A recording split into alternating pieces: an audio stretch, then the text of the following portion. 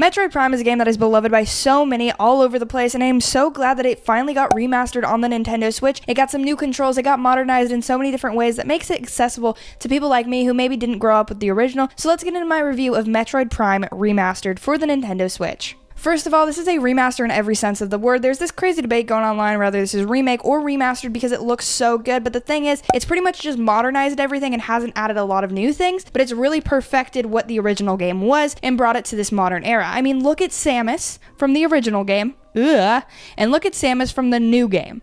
Beautiful. Speaking of stunning things, the graphics here are absolutely gorgeous, and honestly, I think this puts to rest the whole, oh, it looks bad, it runs bad on Switch argument, because honestly, it shows that if you put enough effort into anything, you can make them look good. Nintendo made this game look absolutely fantastic. The redone environments are absolutely gorgeous and lush. Samus herself looks better than ever. The gravity suit Samus had me absolutely drooling with how good it looked. The bosses are menacing and horrifying, and the whole thing of Metroid is its atmosphere, and this game absolutely nails it. I'm so glad that I got to play and experience this game, if for nothing else than the gorgeous visuals. Going along with the visuals are obviously the performance, and in my opinion, this game ran perfectly smooth. I'm gonna say that I'm not really a performance priss over here, that I don't tend to notice things too much unless they're really atrocious, looking at my guy over there, but I think overall this game ran super well, and I really didn't run into any hiccups or any super choppy frame rates at all.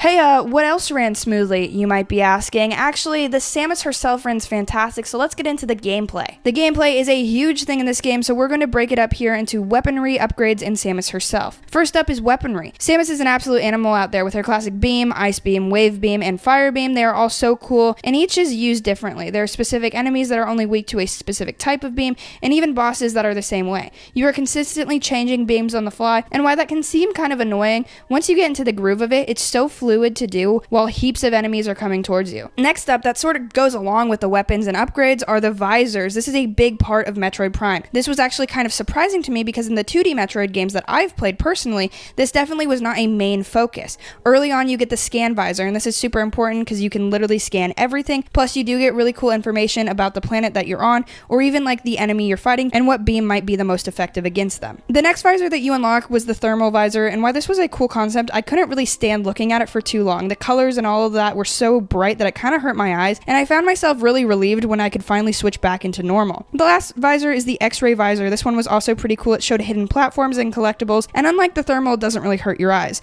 It was pretty fun for sure. Then of course you have the classic Metroid weaponry, the morph ball, the missile, super missile, charge beam, and power bomb. They were all pretty cool and helped a lot with combat. The super missile also felt super powerful to unleash. Obviously, it's kind of in the name. The next part of the gameplay is the upgrades to her suit in the classic Metroid fashion. There are a couple different suits that unlock different areas once you get them. You can also get a grapple hook and a double jump that make platforming super fun. There's something kind of oddly satisfying about the platforming in first person, and I really had a great time with that. Speaking about that, let's get into Samus as a whole. It is an absolute blast controlling her. She is so smooth. The performance is very fluid with her, and all the weapon and switching between everything feels fantastic. The last thing is that Samus can seamlessly go into third person in the Metroid Ball, which is awesome because this is where you get some of that traditional 2D Metroid by platforming yourself around with the morph ball. You can jump, spider climb, which is also legendary, and there are so many cool ways that the morph ball is utilized throughout the game. There's this really dope like half pipe thing, and it gives me early 2000 vibes to the absolute max. The gameplay in general is very similar to that of a normal FPS with a bunch of puzzle and platforming elements thrown in. It is very fun and engaging, and I loved how oftentimes puzzles and combat were combined. Specifically, what I mean by that is there's different enemies that are effective to different beams, so you're gonna need to match the beam with that enemy, and that's sort of like the puzzle aspect of it. Then you have to do that real-time action-y part where you're actually shooting them, and then you're switching into the correct blaster, obviously, for the most effective hit. Now, onto something that might seem a little controversial is that I really think there needs to be an objective system in Prime 4. I get that the idea is to explore and find stuff for yourself, but do you know how difficult it is when you have absolutely no clue where to go, or where you are, or where you need to be, but there's this super specific random thing that you need to go to in order to get past that makes no sense, and you had no reason to expect that that thing would work on this thing? So here's the thing. I know Metroid is super famous for how it makes you feel in the atmosphere, lost, you know, solo, whatever.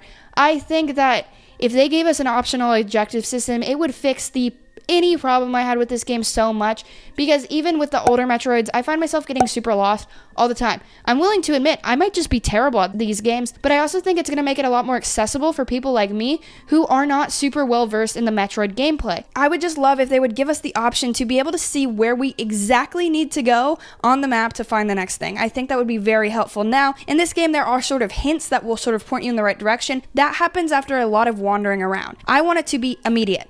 Oh, I don't know where to go? Bang, look at the map. Oh, I don't know where this thing is? Bang, it's on the map. You know what I mean? I think that it would go a long way in helping people like me not feel so lost. And I think a lot of people think it's just like a great thing to be lost in Metroid Prime. For me, it wasn't. It was super frustrating. And honestly, the main reason I got through this game was because of you guys watching the stream. So thank you. So this game is super confusing at times. And because of this, I feel like the level design doesn't really push you in the right direction. Like 9 out of 10 times, you're not being pushed where you need to go.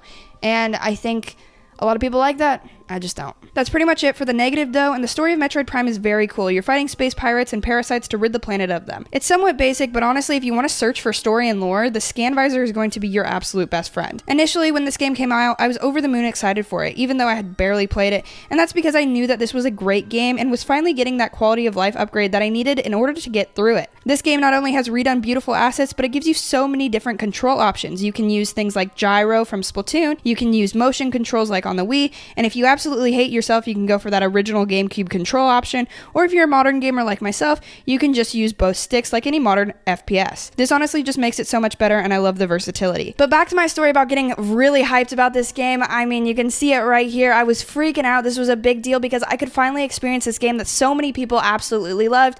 I was also kind of hyped that the rumors could chill out a little bit because those were kind of getting out of hand. Metroid is known for its atmospheric presence. It makes you feel isolated and alone, and along with great gameplay, solid, fluid motion, and a bunch of other amazing things that go into this game, something huge that creates this atmosphere is the sound design. Things like sound effects and music, and holy cow, these were fantastic. I don't personally notice music too much in games that I'm playing unless it really stands out. Donkey Kong Tropical Freeze is a game that really comes to mind that stands out to me, and this one is right up there with it. This soundtrack makes you feel super engrossed in the game itself, and it makes you feel isolated and alone. And then it's like kind of eerie, so you're kind of on edge, but then it's kind of vibey, so you're kind of just vibing, exploring around. I think that was super, super cool, and the sound effects and everything in it, I don't know if they're redone or if this is straight from the original. Fantastic. Absolutely fantastic soundtrack. The boss themes had me drooling. Hey, real quick, if you're still here, I just want to say that I really appreciate you. If you're liking the video, hit that subscribe button. I just want to say thank you,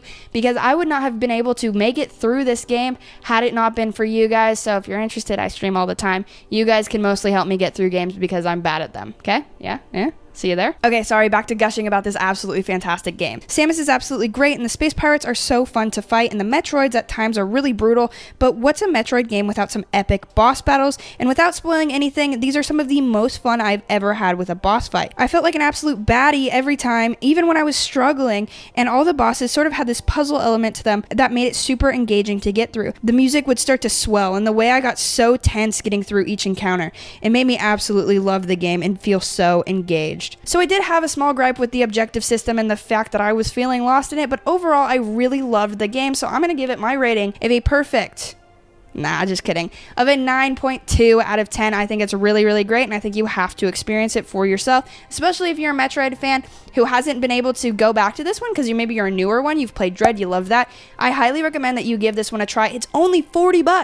Nintendo threw us a bone and gave the consumers a win for once, so that is also fantastic. Also, if this is your first Metroid or first 3D Metroid, there's no shame in using a guide. Actually, I highly recommend it just to try to get through it. If you're really stuck, check out a guide. It'll help. It'll save a lot of time. And, that's just one person on the internet's opinion. So make your own for sure. But I'm just saying it's very helpful. All right. I mean, if I didn't have chat leading me through the whole way, I'd be lost as all heck. So anyways, if you enjoyed this video, thank you so much for sticking around. And I want you to check out this video right over here about my full reaction when this was originally announced. I was so hyped. I was blown away by the fact that it was finally here. It looks so good. Oh my God.